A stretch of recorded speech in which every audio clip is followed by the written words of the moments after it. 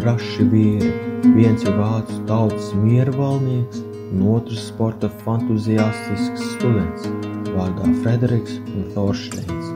Abi priecēja visu vācu tautu ar medaļu un uzvaras nešanu. Gārīga spēka piepildīts Pāris gādās, kad cilvēki sacera baumas, ko vietēji čukst un klasta leģendas par vietējām cīņām un uzvaram tālum. Pirnovskas bruninieks, 200 mārciņas, Hermēja piemēra steidzas uz zirga no dzels, zem greznam un cerības smagumā, par drosmīgo darbu, par mūžības mērķi, par visuma balvu, par lielāko godu, tiek glābēto Olimpas spēļu finālu. Šo nastu ar tevis sadala komanda, tavs brālis un biedrs, Thorsteins Herkulēs, ģimene, skolotājs, mentors un ārves. Šī brīdī uz tev arī skatīsies Zeus.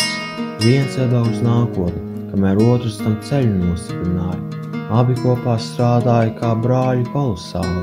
Jūs cīnījāties nesot sev dzimteni plecos, turot uz galvas mīļoto karogu. Pa ceļam jūs niredzam publikas aplausiem, bet nejutāties droši, jo cīnīties vēlāk atkal un vēlreiz.